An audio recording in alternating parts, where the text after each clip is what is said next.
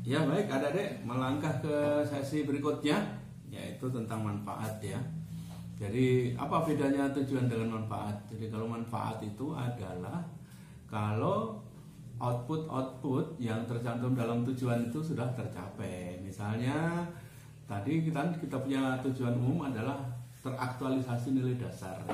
Kalau nilai-nilai dasar itu sudah teraktualisasi, apa manfaatnya? Ya tentu bisa menjadi terbentuknya karakter ASN yang profesional atau terbentuknya karakter ASN sebagai pelayan masyarakat. Nah, itu ya. Misalnya tadi kita sudah melaksanakan juga terlaksananya atau terwujudnya hasil belajar dari siswa. Nah, kalau hasil belajar siswa meningkat, apa manfaatnya bagi dia? Jadi nanti di manfaat ini adik-adik kita bagi 3 ya, berhubung dengan kegiatan aktualisasi. Manfaat kita itu ada 3, yaitu bagi pengaktualisasi. Kalau kita mengaktualisasi seorang guru, tentu kita menjadi seorang PNS yang lebih profesional. Kemudian dalam menjalankan tugas, bagaimana rasanya mungkin lebih baik lagi. Itu dari sisi pengaktualisasi. Jadi manfaat bagi penulis ya, manfaat bagi pengaktualisasi. Kemudian manfaat bagi organisasi. Kalau guru-guru sudah pada baik kegiatan aktualisasi dengan mengambil topik seperti ini, apa manfaatnya bagi sekolah?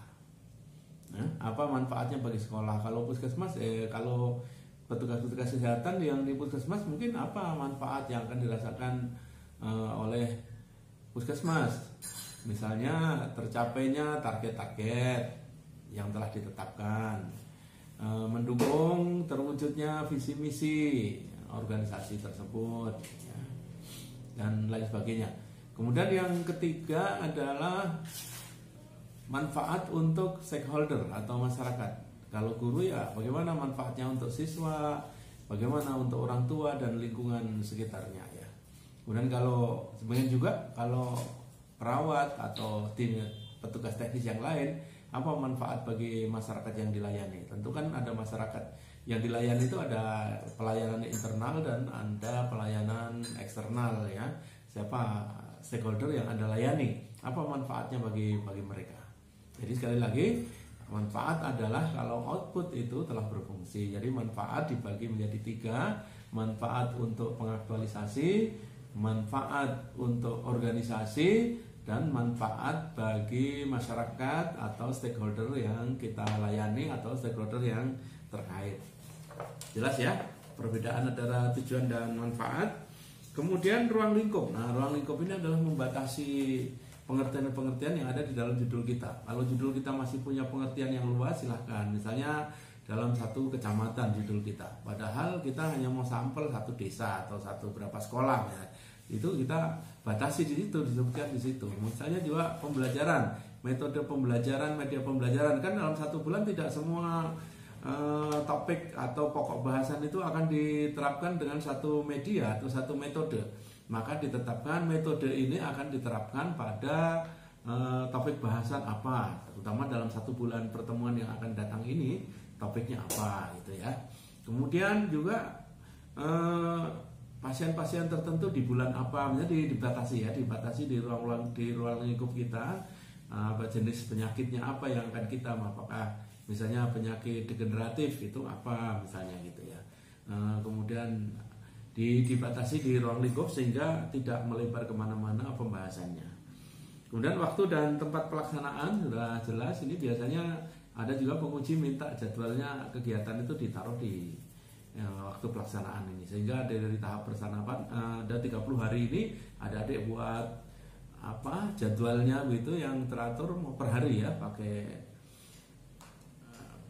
time schedule yang pakai batang itu, sehingga kita bisa tahu perkembangan dari hari ke hari, mana kegiatan yang bisa dilakukan dalam 1 hari, mana kegiatan yang harus membutuhkan beberapa hari. Silahkan nanti dibuat di waktu dan pelaksanaan. Kemudian untuk di bab 2 ini ada ini sebenarnya tidak usah dipikir ya, cukup copy paste saja, copy paste gitu istilahnya, karena ini hanya tentang teori-teori atau data-data yang perlu kita kumpulkan ya, gambaran umum organisasi dan konsep nilai dasar kedudukan dan peran. Untuk gambaran organisasi di sini ada namanya kedudukan organisasi itu, misalnya pembentukannya, profilnya itu ya.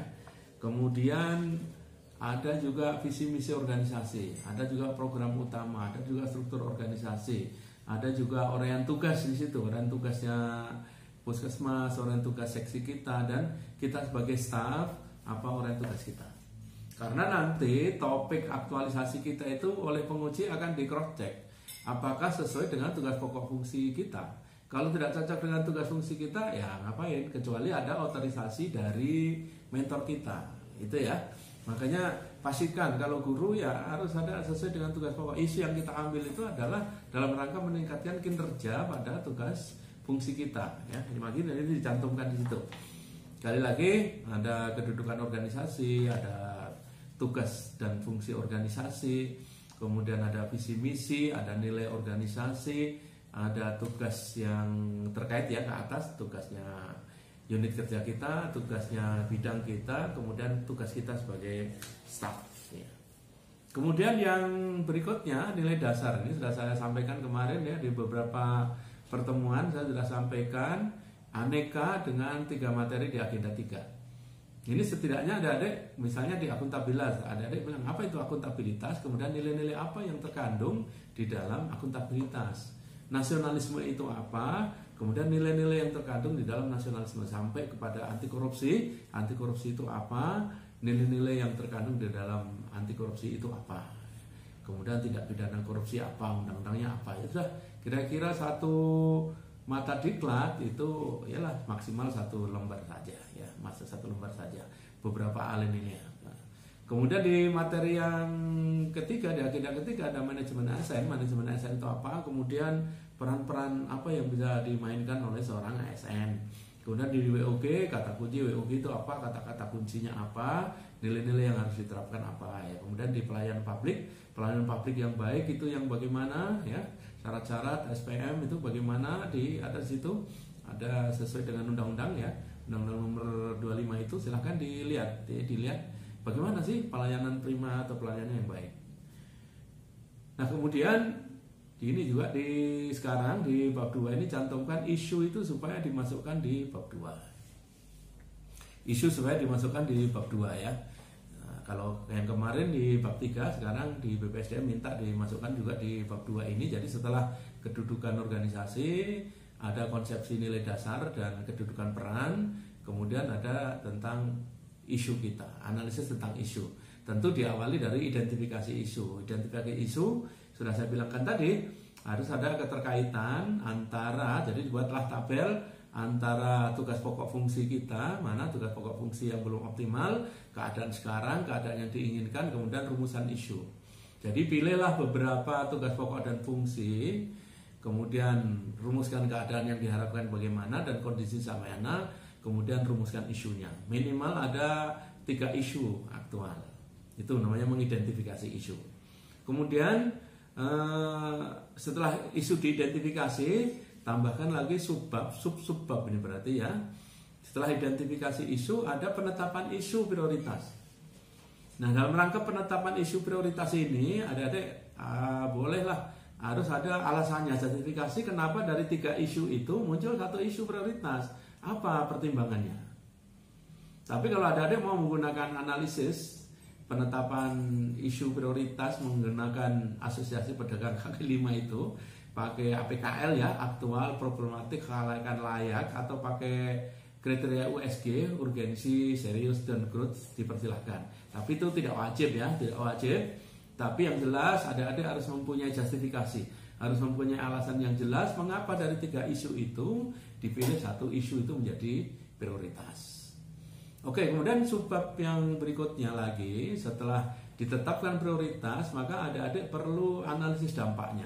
Kalau isu ini tidak segera dipecahkan, apa dampaknya?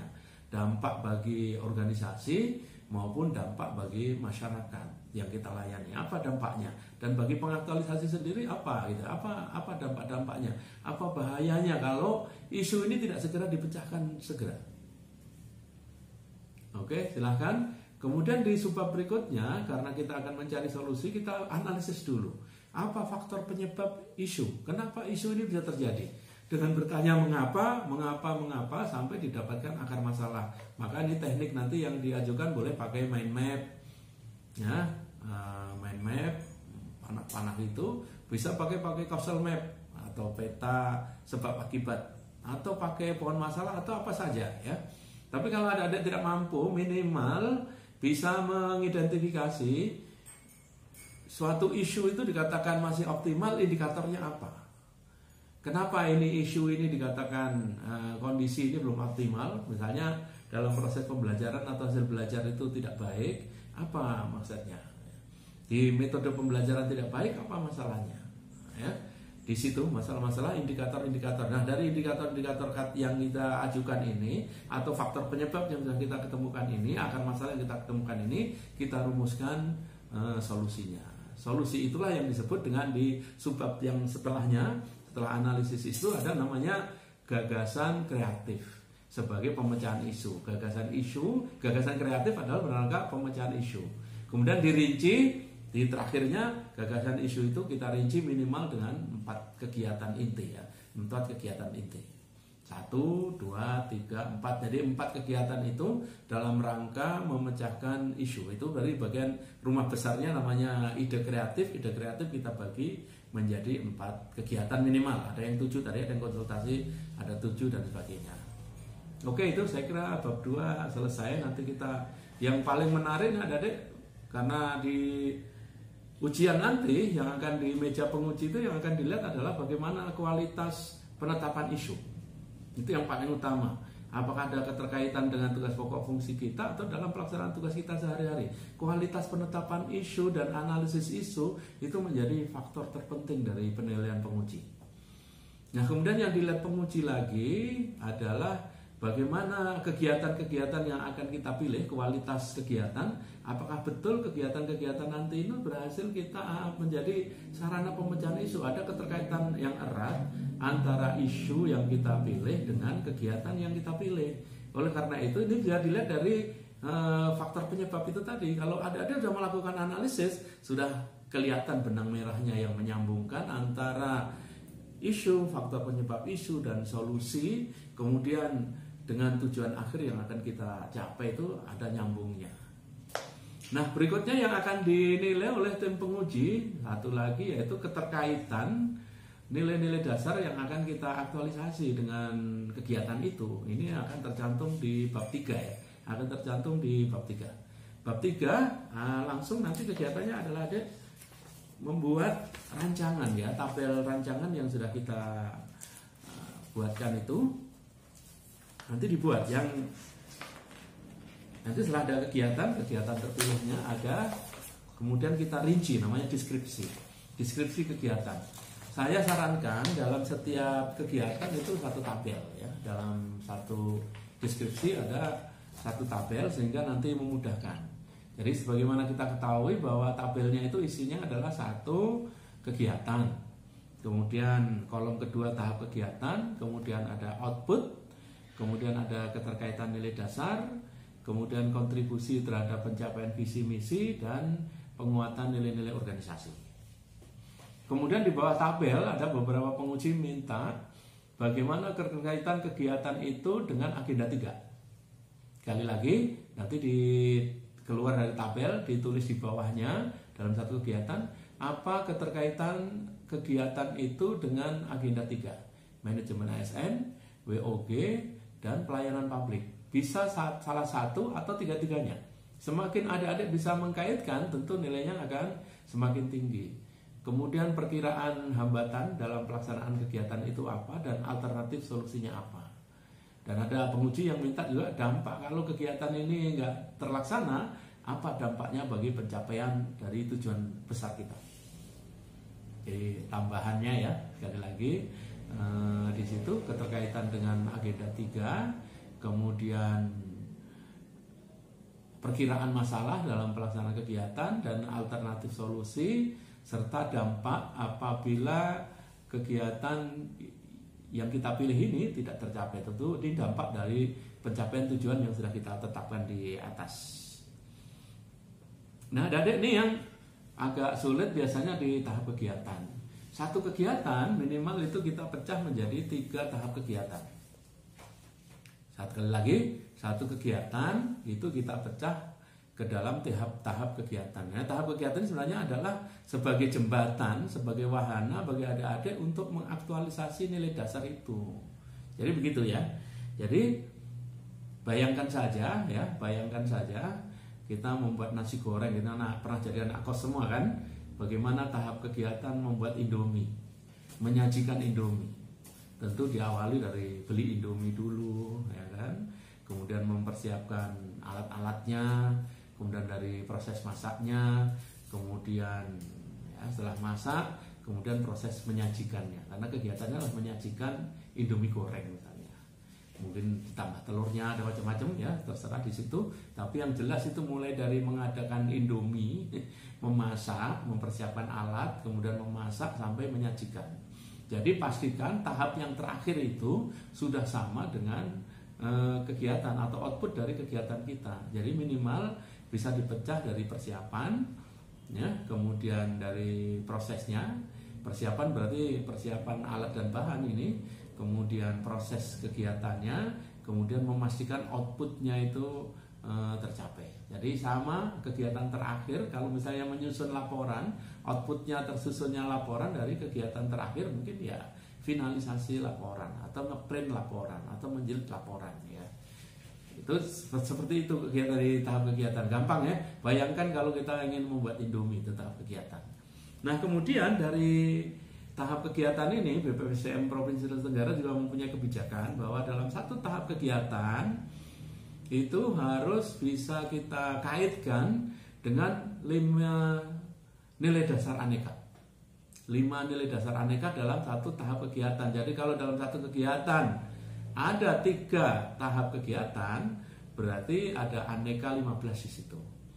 Nah, usahakan akuntabilitas di tahap kegiatan 1, kegiatan 2, kegiatan 3 itu harus berbeda. Oleh karena itu nanti adik-adik supaya enak itu kita harus membuat tabel bantu dulu. Oh, akuntabilitas itu nilai-nilainya ini, nasionalisme itu nilai-nilainya ini, etika publik ini, komitmen mutu ini, anti korupsi. Jadi nanti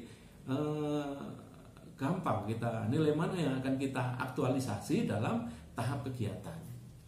Kemudian dalam merumuskannya keterkaitan ini ada formulasi yang sederhana ya, supaya kita fokus. Kadang karena ini banyak, kadang kita lupa bahwa ini misalnya masih tahap 1 tapi kita sudah ungkapkan di tahap 3. Oleh karena itu supaya bisa style, bisa lurus, maka ketiklah adik-adik di tahap kegiatan ini dalam kolom itu ya, keterkaitan nilai dasar, awali dengan kalimat di tahap kegiatan itu. Dalam melaksanakan tahap kegiatan, misalnya konsultasi ya, dalam melaksanakan tahap konsultasi dengan atasan, saya akan menerapkan nilai apa ya, konsultasi kepada atasan, waktu menghadap dengan atasan apa, misalnya tanggung jawab, merasa bertanggung jawab bahwa bawahan harus melaporkan segala sesuatu kepada atasan, atau nilai apa yang lain, mungkin disiplin ya, disiplin waktu menghadap itu biasa di akuntabilitas bisa juga. Kemudian dari sisi nasionalisme, waktu menghadap kepada atasan ini nasionalismenya apa, dari penerapan Pancasila itu mana yang kira-kira bisa nyambung dengan berkonsultasi dengan atasan, loyal misalnya, atau menghormati ya, itu.